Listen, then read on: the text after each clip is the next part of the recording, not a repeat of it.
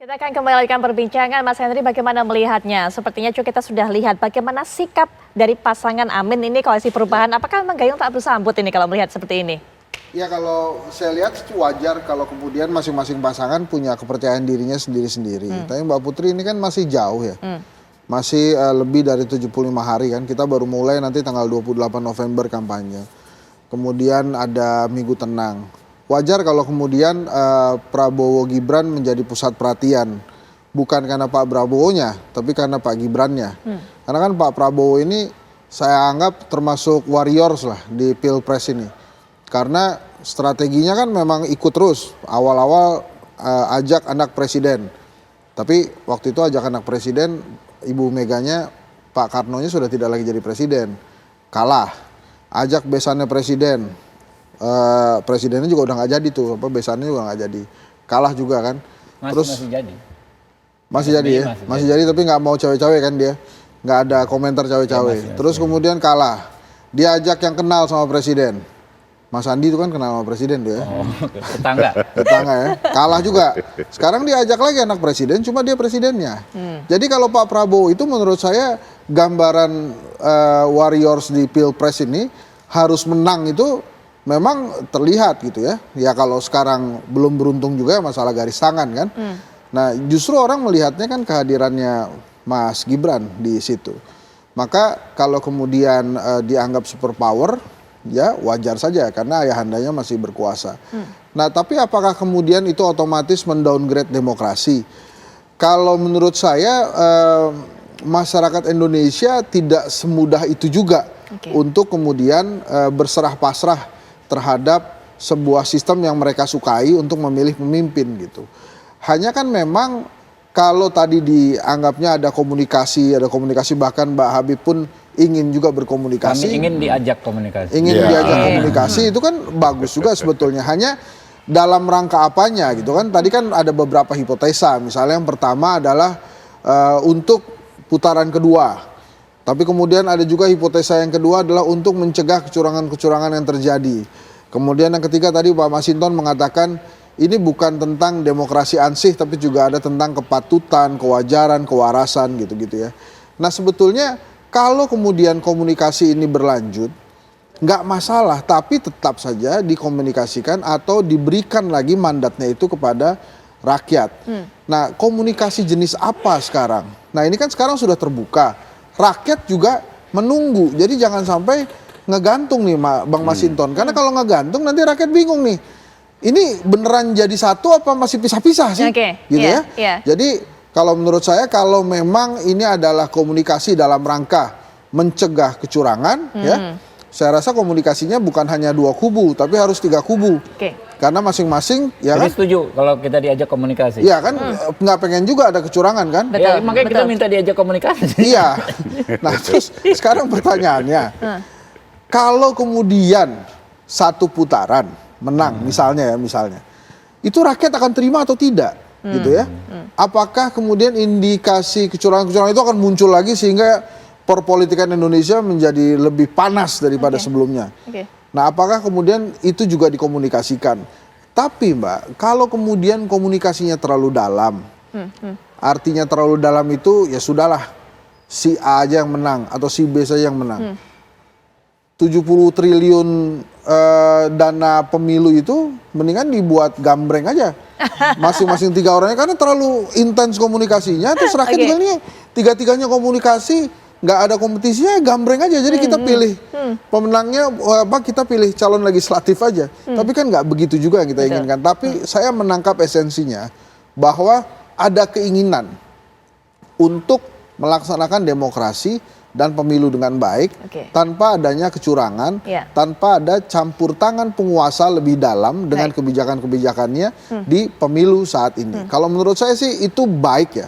Dan saya sekali lagi yakin kalau tentang kecurangan, kubu Prabowo Gibran pasti ingin juga diajak bicara gitu ya. Kalau nggak diajak kan berkomunikasi. Ingin diajak komunikasi ya. Iya, Bang Masinton gimana Bang Masinton? Sudah menawarkan diri, Bang Habib mengatakan pengen juga diajak komunikasi. Kenapa kok kemudian mengajaknya hanya pasangan Amin aja? Kalau memang batasan soal komunikasinya adalah soal kecurangan atau pencegahan kecurangan. Iyalah, artinya kan komunikasi itu kan kalau frekuensinya sama. Yang Kalau- ini nggak sama atau gimana? Ya, kan harus dijajaki terus gitu loh ya. Kita nggak bisa langsung katakan nggak sama, tapi paling tidak frekuensinya sama. Harus sama dulu tuh, baru bisa komunikasi itu bisa intensif, Oke. menjadi sebuah kesepakatan. Tapi Sehingga itu udah penjajakan, ini belum penjajakan gitu Bang? kita tidak berkomunikasi dalam ambang basa-basi, Oke. gitu. Nah, tentu kita semua ya menginginkan ini pelaksanaan pemilu ini benar-benar menjadi sarana demokrasi dan kedaulatan rakyat di sana. Maka ya seluruh penyelenggara negara yang dia harus bertugas sesuai undang-undang tadi.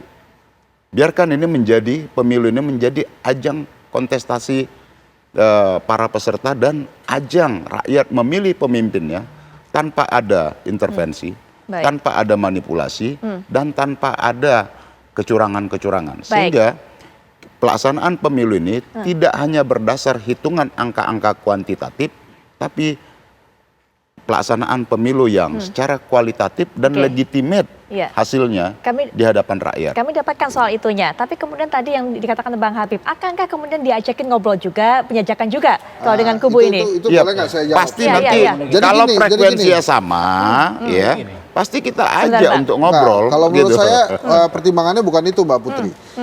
Kenapa kemudian ada komunikasi antara kubu Mbak Masinton dengan kubunya Pak Huda misalnya benar terjadi? Ini kan karena mereka berdua membaca hasil survei. Nah, ya. Kalau nanti tiba-tiba kubu perubahan, koalisi perubahan yang nomor satu, mereka pasti akan ngobrol juga.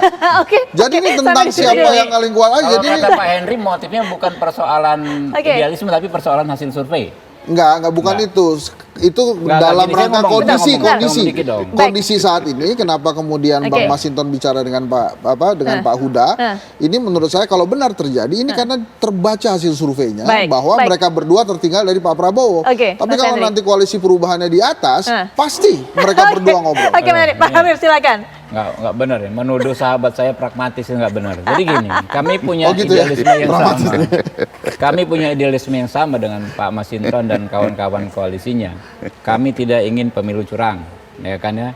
Kami ingin pemilu yang partisipatif baik secara formal maupun secara substantif, ya kan. Kami ingin rakyat bisa menangkap pesan-pesan para kontestan ini, ya koalisi capres dan cawapres ini dengan benar.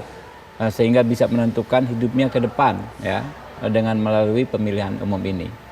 Nah sehingga saya pikir nggak ada alasan kalau kami nggak dihubungin oleh Pak Hasto ya oleh teman-temannya Pak Masinton. Kalau semangatnya persis saya percaya yang disampaikan Pak Masinton dan kami yakin dalam waktu dekat kami akan dihubungi ya untuk bersama-sama. Jadi gini. Kita saling kunci saja, kita saling jaga saja, ya kan? Oke. Kalau kubu Pak Anies dihubungin, Pak Amin kami dihubungin, kita bisa ya membantu institusi-institusi formal yang sekarang ini ada. Misal nanti konkret aja kita bikin satgas bersama, ya kan? Bikin posko bersama anti pelanggaran pemilu, ya kan?